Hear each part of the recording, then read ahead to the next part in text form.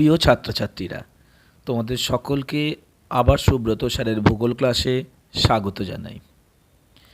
আজকে আমরা আলোচনা করব হিমবাহের ক্ষয়কাজ নিয়ে। হিমবাহের ক্ষয়কাজ নিয়ে আলোচনার পূর্বে আমরা প্রথমেই একটুখানি জেনে নেব হিমবাহ কাকে বলে। সাধারণত আমরা বলি চলমান বরফের স্তূপকে বলা হয় হিমবাহ। উঁচু পার্বত্য অঞ্চলে হিমরেখার উপরে এই হিমবাহ অবস্থান করে। বিভিন্ন কারণে এই হিমবাহ ধীরে ধীরে নিচে নেমে এসে পার্বত্য অঞ্চলে উৎপাটন এবং অবঘর্ষ পদ্ধতিতে ক্ষয় করে বিভিন্ন বৈচিত্র্যপূর্ণ ভূমিরূপ গড়ে তোলে। আজকে আমরা এই সমস্ত বিভিন্ন বৈচিত্র্যপূর্ণ ভূমিরূপ কীভাবে গড়ে ওঠে সেগুলি আলোচনা করব। চলো শুরু করা যাক।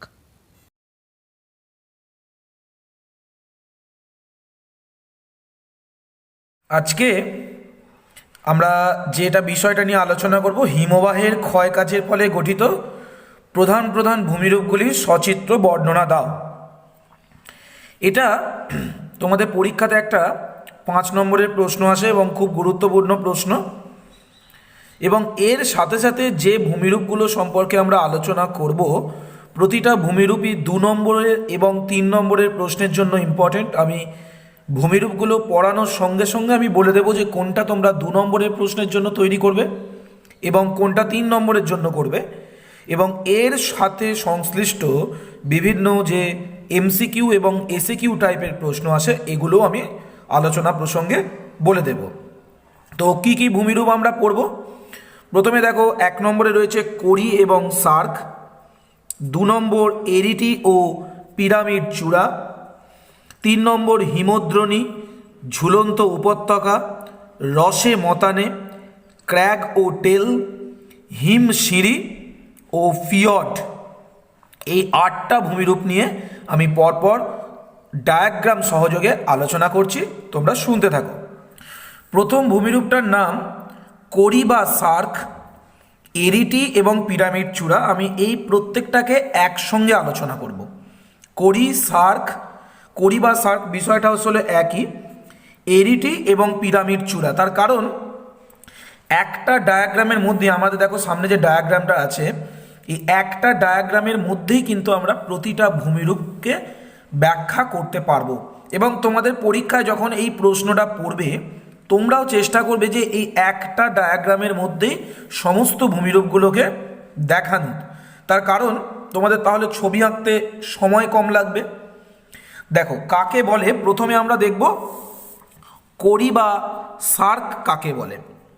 হিমবাহ উৎপাটন এবং অবঘর্ষ, এই দুটো প্রক্রিয়ায় প্রধানত ক্ষয়কাজ করে, এটা আমরা অনেকেই জানি। তো পার্বত্য অঞ্চলে এই উৎপাটন এবং অবঘর্ষ প্রক্রিয়ায় ক্ষয়ের ফলে হিমবাহ একদিক খাড়া এবং মধ্যবর্তী অংশ এরকম বসা, যেটাকে অনেকটা বলা হয় অ্যাম্পি থিয়েটার, অর্থাৎ হাতলযুক্ত ডেক চেয়ারের মতো যে ভূমিরূপ তৈরি করে তাকে বলা হয় কোরি বা সার্ক। অ্যাকচুয়াল এই যে আমি এইগুলো সবুজ রং দিয়ে দেখিয়েছি, এইগুলোকে বলা হয় কোরি বা সার্ক। এখন আমি এটাকে কোরি বা সার্ক নামে ডাকছি কেন, অর্থাৎ কোথায় একে কোরি বলা হয় আর কোথায় সার্ক বলা হয়? ইংল্যান্ড এবং স্কটল্যান্ড এই দুটো দেশে এটাকে কোরি বলা হয়, আর ফ্রান্সে একে বলা হয় সার্ক। তাহলে এটাও একটা তোমাদের শর্ট প্রশ্ন পড়ে গেল যে সার্ক কোন দেশে বলা হয় আর কোরি কোন দেশে বলা হয়। তাহলে আমি আরেকবার রিপিট করছি যে হিমবাহের ক্ষয়কাজের ফলে সৃষ্ট হাতলওয়ালা ডেক চেয়ারের মতো ভূমিরূপকে বলা হয় কোরি ও সার্ক, জাস্ট লাইক দ্যাট। এই কোরি এর মাঝখানটা এরকম অবনমিত, দেখো এইখানে একটা কোরি তৈরি হয়েছে, এই জায়গায় একটা কোরি আছে, এই জায়গায় একটা কোরি আছে। তো এর মাঝখানটা তো গর্ত, এবং এখানে হিমবাহ সবসময় তার কার্যকলাপ চালিয়ে যাচ্ছে। তো এই যে কোরির মধ্যবর্তী অবনমিত অংশে হিমবাহ গলা জল জমে যে জলাশয় তৈরি হয় তাকে বলা হয় করি হ্রদ। করি হ্রদ বা এটাকে অনেক সময় নাম দেওয়া হয় টার্ন, টয়াকা মধ্যাহ্নয় টার্ন, করি হ্রদ বা টার্ন। তাহলে এটা হচ্ছে একটা এমসিকিউ প্লাস এটা হচ্ছে 2 নম্বরের প্রশ্নের জন্য তোমরা করবে করি হ্রদ বা টার্ন কাকে বলে। তাহলে কাকে বলে না, করির মধ্যে হিমবাহ গলা জল জমে যে জলাশয় বা হ্রদের সৃষ্টি হয় তাকে বলা হয় করি হ্রদ বা টার্ন। Is it clear? পরের দেখো, আমি এর সঙ্গে আরও সংশ্লিষ্ট দুটো ভূমিরূপ পড়াবো। প্রথমটা হচ্ছে এরিটি বা যাকে বলা হয় অ্যারেট। এরিটি বা অ্যারেটটা কি না, দেখো এইখানে একটা কড়ি তৈরি হয়েছে আর এই জায়গায় দেখো এখানে আর একটা কড়ি তৈরি হয়েছে। আমরা যখন নদী পড়েছিলাম তখন পড়েছিলাম যে একটা উচ্চভূমি এক বা একাধিক নদীকে পৃথক করে, তাকে জলবিভাজিকা বলে। এরিটি বা অ্যারেট এটা অনেকটা জলবিভাজিকার মতো। এখানে কি দেখো, এই যে কড়িটা এই দুটো অংশ তৈরি হয়েছে, এদের মাঝের যে এই ধরনের সংকীর্ণ শৈলশিরা বিভাজিকার মতো অবস্থান করছে একে বলা হয় এরিটি বা অ্যারেট। এটা ভীষণ ধারালো হয়, মানে একদম ছুচালো আকৃতির, এটাকে বলা হচ্ছে এরিটি বা অ্যারেট। এরিটি বা অ্যারেট নামে ডাকা হয়। তাহলে আমরা কি বলতে পারি না, যে উচ্চভূমি, যে সংকীর্ণ উচ্চভূমি দুটো কড়িকে পৃথক করে, এটা একটা কড়ি, এটা একটা কড়ি, এই দুটো কড়ি, এখানে একটা কড়ি, এখানে একটা কড়ি, দুই বা ততোধিক কড়িকে পৃথক করে সেই সংকীর্ণ শৈলশিরাকে বলা হয় এরিটি বা অ্যারেট। নেক্সট দেখো আরেকটা ভূমিরূপ পড়বো, সেটা হচ্ছে পিরামিড চূড়া। এই পিরামিড চূড়া ভীষণ গুরুত্বপূর্ণ, শুধুমাত্র এটা এর জন্য নয়, 2 নম্বরের জন্য পড়ে। পিরামিড চূড়া দেখো, একটা এখানে একটা কড়ি তৈরি হয়েছে 1 নম্বর, এটা 2 নম্বর, এটা 3 নম্বর। এই যে কড়িগুলো ক্ষয় পেয়ে পেয়ে দেখো একটা শীর্ষ বিন্দুতে মিলিত হয়েছে।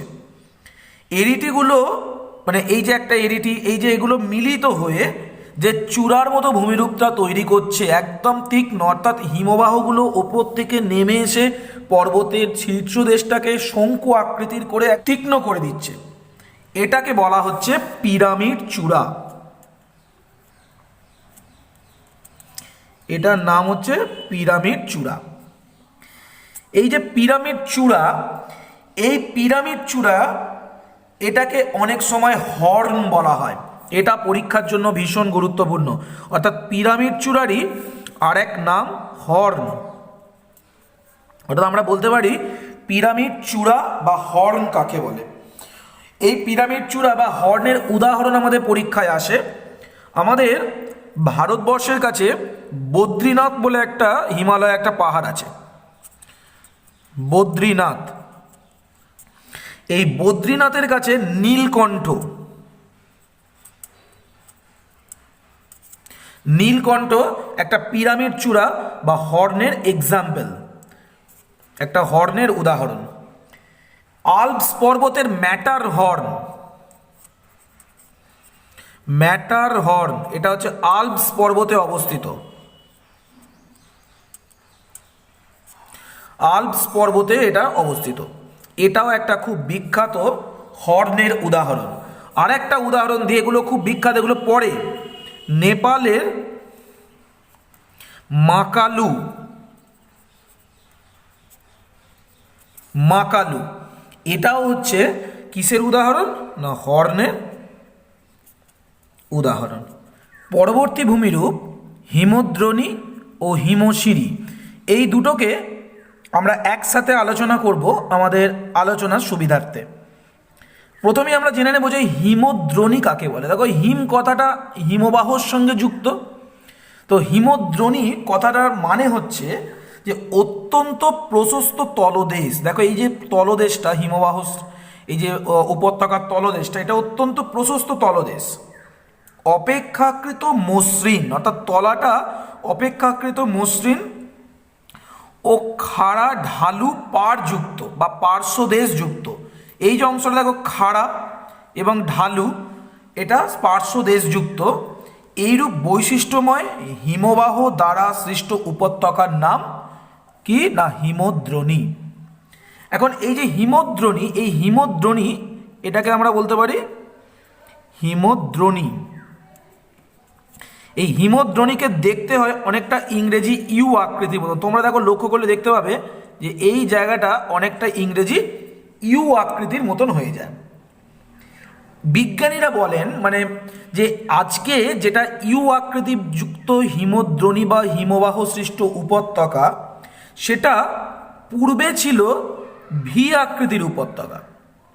এই ভি আকৃতি বিশিষ্ট নদী উপত্যকার মধ্যে হিমবাহ প্রবেশ করার জন্য ভি আকৃতিটা বদলে গিয়ে ইউ আকৃতির রূপ নেয়, এবং তার সাথে সাথে এর যে তলদেশটা এতটা প্রশস্ত হয় তার কারণটা হচ্ছে যে হিমবাহ তার সঙ্গে যে সমস্ত পলি বহন করে নিয়ে আসে, বিভিন্ন যে বর্জ্য বহন করে নিয়ে আসে, সেই সমস্ত জিনিসগুলো এই উপত্যকার তলদেশে সঞ্চিত করে, যে কারণে ইউ আকৃতি বিশিষ্ট উপত্যকার তলদেশটা কি হয়, অনেকটা প্রশস্ত হয়। তাহলে এই গেল হিমদ্রোণী বা ইউ আকৃতি বিশিষ্ট হিমবাহ উপত্যকা। তাহলে এখান থেকে আমাদের একটা প্রশ্ন আসতে পারে যে হিমবাহ উপত্যকার আকৃতি কীরূপ হয়, তাহলে আমাদের উত্তরটা হবে ইউ আকৃতি। তাহলে এটা এমসিকিউ প্লাস এসএকিউ এই দুটোর জন্য আমরা পড়ে রাখতে পারি। এবং তার সাথে সাথে আর একটা 3 নম্বরের প্রশ্ন পড়ে যে ভি ও ইউ আকৃতি বিশিষ্ট নদী উপত্যকার পার্থক্য লেখো। ভি ও ইউ আকৃতি বিশিষ্ট নদী উপত্যকার পার্থক্যটা তোমাদের ভালো করে 3 নম্বরের প্রশ্নের জন্য, এটা তোমরা 3 নম্বরের প্রশ্নের জন্য তৈরি করবে। এবার দেখো এখানেতে আরও একটা জিনিস চলে আসছে, হিমশিরি। হিমদ্রোণীর সঙ্গেই হিমশিরি কথাটা যুক্ত। এই যে ইউ আকৃতি বিশিষ্ট নদী উপত্যকাটা তৈরি হয়েছে, এটা তো কোনো একটা হিমবাহের ক্ষয়ের মাধ্যমে তৈরি হয়েছে। আজকে ধরো এই যে উপত্যকাটা এই অংশে আছে, হিমবাহটা তো পূর্বে এখানে অবস্থান করতো, এখানে ধরো হিমবাহটা অবস্থান করতো, সে ধীরে ধীরে ক্ষয়কাজের মাধ্যমে নিচে নেমেছে। তাহলে হিমবাহ যখন ক্ষয়কাজের মাধ্যমে নিচে নেমেছে, তখন এই যে হিমদ্রোণী অর্থাৎ হিমবাহ উপত্যকার মধ্যে যে অসম বৈশিষ্ট্যযুক্ত শিলা ছিল, অর্থাৎ অসম বলতে এই জায়গাটা হয়তো কঠিন, এই অংশটা হয়তো কোমল, এরকম কঠিন কোমল শিলাস্তরের অবস্থানের জন্য হিমদ্রোণী তৈরি হওয়ার সময় এই রকম মঞ্চ বা এক একটা সিঁড়ির মতো ধাপ তৈরি হয়ে হয়ে তৈরি হয়। এই ধরনের হিমবাহ সৃষ্ট সিঁড়ির মতো অংশগুলোকে বলা হয় হিমশিরি। হিমশিরি বা এটাকে আর একটা নাম দেওয়া হতে পারে শৈল সোপান। সোপান কথার অর্থ মানে আমরা জানি সবাই সিঁড়ি, তাহলে হিমশিরি বা শৈল সোপান। এই যে হিমশিরি, এই হিমশিরিগুলোকে 3টে ভাগে ভাগ করা যায়, অর্থাৎ একটা এই যে এটা একটা সিঁড়ির ধাপ, এই সিঁড়ির ধাপগুলোকে 3টে ভাগে ভাগ করা যায়। একটা হচ্ছে রাইজার, একটা হচ্ছে রাইজার ট্রিট, আর একটা হচ্ছে রিগেল। রাইজার, ট্রিট আর রিগেল। এখন ব্যাপারটা হচ্ছে যে এগুলো একটা সিঁড়ির অর্থাৎ হিমশিরির বিভিন্ন অংশ। এবার এই যে হিমশিরি তৈরি হলো, এই হিমশিরির মধ্যে কোনো কোনো জায়গায় আবার কি হয়, জল জমে যায়। হিমশিরির কোন অংশে জল জমবে না, এই যে ধরো সিঁড়ির যে ধাপগুলো তোমরা দেখতে পাচ্ছ, এই ধাপগুলো হচ্ছে একটু গর্ত, কারণ আমরা দেখেছি যে সিঁড়ির ধাপ একটু দেখবে গর্ত হয়। এই ধরনের যে গর্ত, এই গর্তগুলোর মধ্যে অনেক সময় জল জমে যায়। এই জায়গাগুলোতে জল জমে অনেক সময় হ্রদের সৃষ্টি করে ছোট ছোট, ঠিক আছে। এই ধরনের যে হ্রদগুলো তৈরি হয় এদেরকে বলা হয় প্যাটার্ন স্টার হ্রদ। খুব ইম্পর্টেন্ট, প্যাটার্ন স্টার।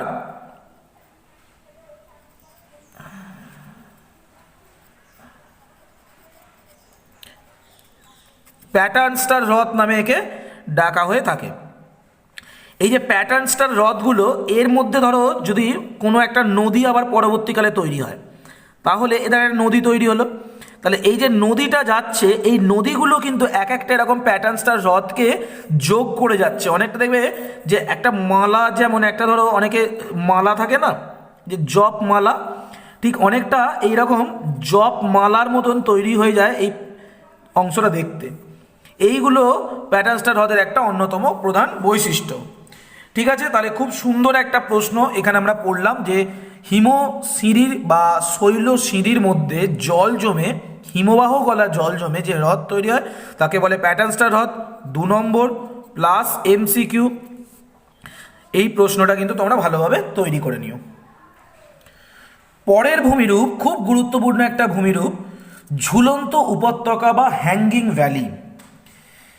হিমবাহ তার পার্বত্য প্রবাহে, অর্থাৎ হিমবাহ পার্বত্য অঞ্চলে যে সমস্ত ক্ষয়জাত ভূমিরূপ তৈরি করে তার মধ্যে অন্যতম প্রধান ভূমিরূপটা ঝুলন্ত উপত্যকা বা হ্যাঙ্গিং ভ্যালি। কিভাবে তৈরি হয় একটু ছবিটা তোমরা ভালো করে লক্ষ্য করলে বুঝতে পারবে। একটা নদীর সঙ্গে একটা যখন মূল নদী প্রবাহিত হয়, ধরো এটা একটা মূল নদী প্রবাহিত হচ্ছে, এর সঙ্গে পার্বত্য অঞ্চলে অনেক ছোট ছোট উপনদী এসে মিলিত হয়। ঠিক সেই রকমই একটা পার্বত্য অঞ্চলে উপত্যকা বেয়ে যখন একটা প্রধান হিমবাহ আসে, তখন সেই প্রধান হিমবাহের সঙ্গে অনেক ছোট ছোট হিমবাহ এসে যুক্ত হয়। এই ধরনের যে ছোট ছোট হিমবাহ, এগুলোকে বলে উপহিমবাহ। ধরো আমি এখানে এই যে অংশটা দিয়েছি, এটা হচ্ছে একটা প্রধান হিমবাহ, এর সঙ্গে এই যে অংশগুলো তোমরা লক্ষ্য করছো এগুলো হচ্ছে উপহিমবাহ, খানিকটা উপনদীর মতো। এবার প্রধান হিমবাহটা আয়তনে কলেবরে সমস্ত দিক থেকে বৃহৎ হওয়ার কারণে তার যে ক্ষয়কাজের যে ক্ষমতা সেটা অনেকটা বেশি। সে কারণে সে ক্ষয় করে অনেকটা গভীর হয়ে গেছে। তোমরা দেখতে পাচ্ছ যে এই যে হিমবাহটা যাচ্ছে, এর যে প্রবাহ পথটা, এই যে অংশটা, এই অংশ বরাবর দেখো গর্তটা হয়ে গেছে অনেকটা বেশি। দেখো, অর্থাৎ এই হিমবাহ দেখো উপত্যকাটা অনেকটা গভীর। কিন্তু প্রধান হিমবাহের সঙ্গে যে উপহিমবাহগুলো এসে মিলিত হয়েছিল তাদের যে ক্ষয় করার ক্ষমতা সেটা অনেকটা কম। ফলে কি হয়েছে দেখো, এই অংশটা অপেক্ষাকৃত কম গভীর উপত্যকা তৈরি হয়েছে। অর্থাৎ এই উপত্যকাটা মনে হচ্ছে প্রধান হিমবাহের উপত্যকার ওপর ঝুলন্ত অবস্থায় আছে।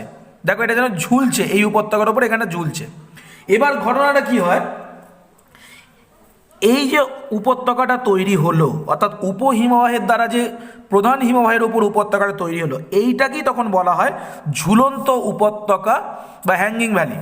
এখন এর মধ্যে ধরো একটা নদী এলো, তাহলে এই যে নদীটা সে এই পর্যন্ত আসার পর সে কি করবে, ঝপাং করে ঝাঁপিয়ে এই উপত্যকার মধ্যে পড়বে, একই রকমভাবে এইভাবে এসে এই উপত্যকার মধ্যে পড়বে। কিন্তু এই উপহিমবাহ সৃষ্ট উপত্যকা সঙ্গে প্রধান হিমবাহ সৃষ্ট উপত্যকার গভীরতার পার্থক্য অনেকটা থাকে, যে কারণে নদী ঝাঁপিয়ে এই প্রধান হিমবাহ উপত্যকার মধ্যে পতিত হয় এবং তৈরি করে জলপ্রপাত। এর আগে আমরা জলপ্রপাত সৃষ্টির সময় একটা পয়েন্ট বলেছিলাম যে ঝুলন্ত উপত্যকার মধ্যে নদী প্রবেশ করলে জলপ্রপাত সৃষ্টি হয়। তাহলে ঝুলন্ত উপত্যকার মধ্যে নদী প্রবেশ করলে কেন জলপ্রপাত তৈরি হয় তার আসল কারণটা আমরা এখানে সকলেই বুঝতে পেরেছি। যত বড় বড় হিমবাহ উপত্যকা আছে, হিমবাহ অধ্যুষিত উপত্যকা আছে, সেখানে কিন্তু ঝুলন্ত উপত্যকা অবশ্যই দেখতে পাওয়া যায়। পরের ভূমিরূপ রসে মতানে, খুব গুরুত্বপূর্ণ একটা ভূমিরূপ। দেখবে আমরা এর পরে আরও একটা ভূমিরূপ যখন ড্রামলিন পড়ব তখন দেখবে এই রসে মতানের কথাটা আর একবার আসবে। এই যে আমি সবুজ রং দিয়ে দেখিয়েছি, এই দিকটা হচ্ছে হিমবাহ যাচ্ছে, অর্থাৎ এটা হচ্ছে হিমবাহের প্রবাহ।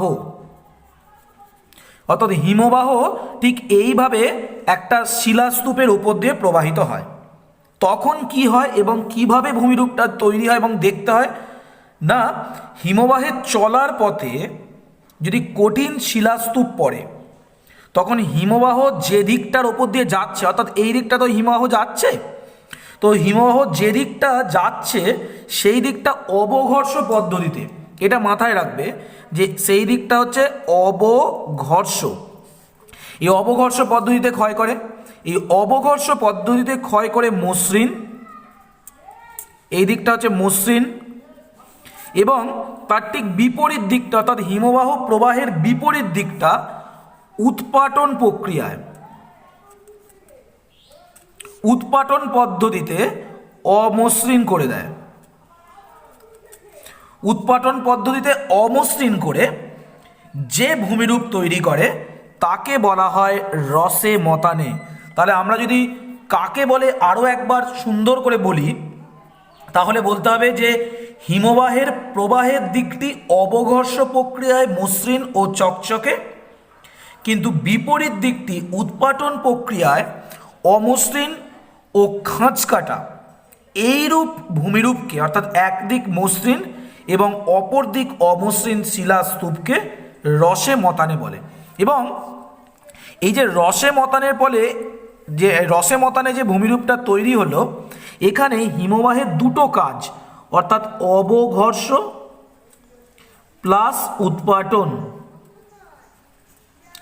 এই দুটো কাজেরই নিদর্শন লক্ষ্য করা যায়। অর্থাৎ অবঘর্ষের পরে মসৃণ হচ্ছে এবং উৎপাটনের ফলে খাঁজ কাটা হয়ে যাচ্ছে, এই ধরনের জিনিসটা লক্ষ্য করা যায়। এই যে অংশটা অর্থাৎ একদিক মসৃণ এবং আরেক দিক অমসৃণ, পরবর্তীকালে যখন তোমরা এমসিকিউ প্রশ্ন পড়বে তখন কিন্তু এটা কাজে লাগে যে হিমবাহ প্রবাহের দিক মসৃণ এবং বিপরীত দিক অমসৃণ যুক্ত ভূমিরূপকে কি নামে ডাকা হয়। পরের ভূমিরূপ ক্র্যাগ ও টেল, যাকে আমরা বাংলায় বলি টিলা ও পুচ্ছ। এটাও খুব সুন্দর একটা ভূমিরূপ।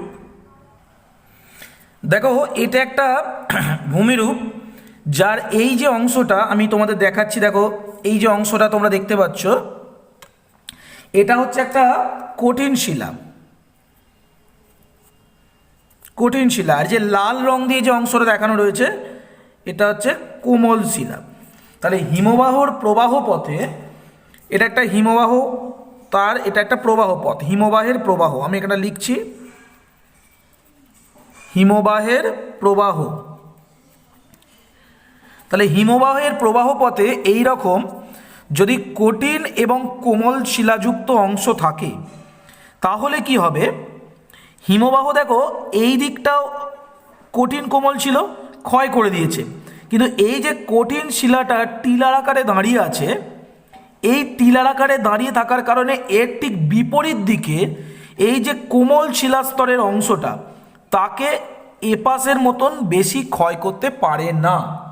অর্থাৎ হিমবাহের প্রবাহ পথে কঠিন ও কোমল শিলা অবস্থান করলে তার পিছনের দিকের নরম শিলা এই কঠিন শিলার কারণে ক্ষয়ের হাত থেকে রক্ষা পায়। তাহলে রক্ষা পেলে কি ধরনের জিনিসটা তৈরি হয়, এই যে অংশটা এর মনে হচ্ছে এটা অনেকটা লেজ, তাই তো, এটা লেজের মতন দেখতে লাগছে, তাই এটাকে বলা আছে টেল।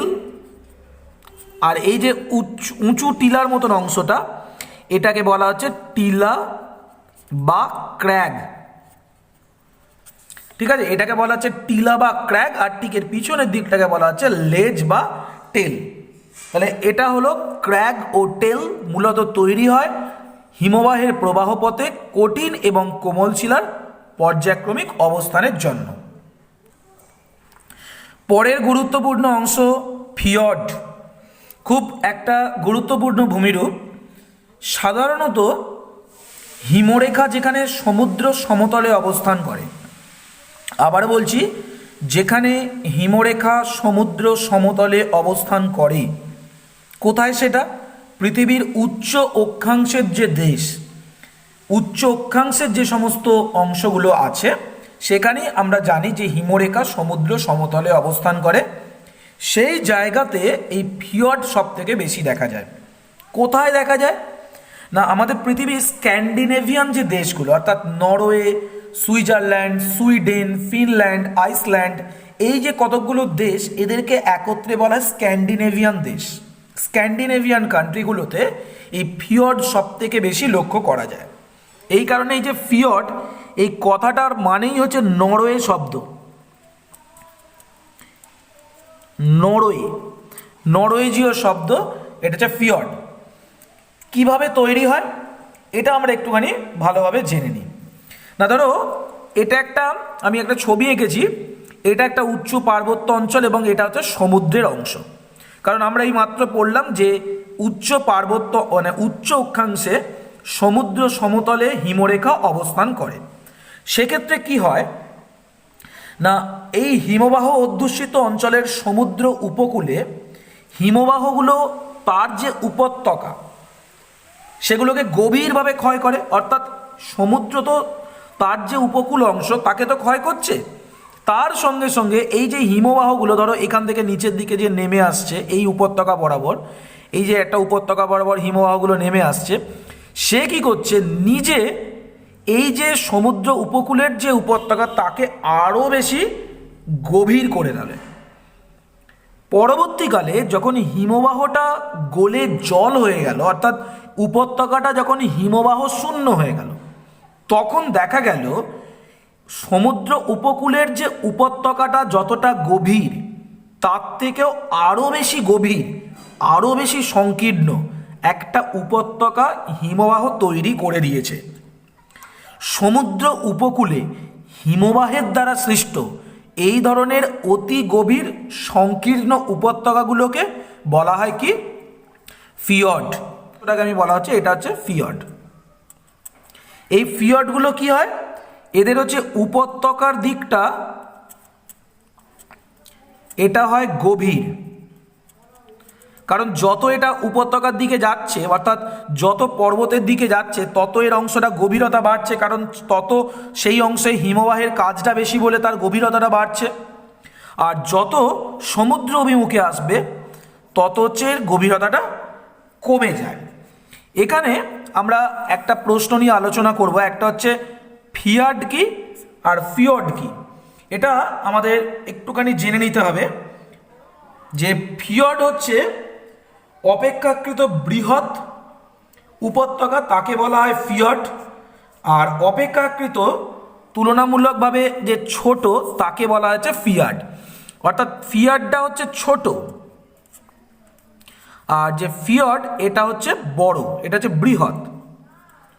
এটা কিন্তু অনেক সময় প্রশ্ন আসে যে ফিয়র্ড কি আর ফিয়ার্ড কি। ওকে, তারপরে দেখো নেক্সট ল্যান্ড অফ ফিয়র্ড, এটা এমসিকিউ প্রশ্ন আছে, খুব ভালো করে পড়বে, এমসিকিউ এবং এসএকিউ। নরওয়ে, এই নরওয়েতে প্রচুর পরিমাণে ফিয়র্ডের উপস্থিতি লক্ষ্য করা যায়, যে কারণে নরওয়ে দেশটাকে নামই দেওয়া হয়েছে ল্যান্ড অফ ফিয়র্ডস, অর্থাৎ ফিয়র্ডের দেশ। আগে পৃথিবীর গভীরতম ফিয়র্ড ছিল হচ্ছে সোংনে ফিয়র্ড। সোংনে ফিয়র্ড বর্তমানে যদিও এই ফিয়র্ডের গভীরতাটা আরেকটু বেড়ে গেছে অন্য জায়গাতে, তো আগে ছিল পৃথিবীর পূর্বে, এটাও কিন্তু নরওয়েতে অবস্থিত। নরওয়েতে অবস্থিত সোংনে, এটা ছিল আগেতে পৃথিবীর গভীরতম ফিয়র্ড। তাহলে এই গেল হিমবাহের ক্ষয়কাজের দ্বারা গঠিত পৃথিবীর কতকগুলো গুরুত্বপূর্ণ ভূমিরূপ। আশা করছি তোমরা বুঝতে পেরেছো। এর পরের ভিডিওতে আমরা হিমবাহের এবং জলধারার কাজের ফলে গঠিত বিভিন্ন ভূমিরূপ সম্পর্কে আলোচনা করব। নমস্কার।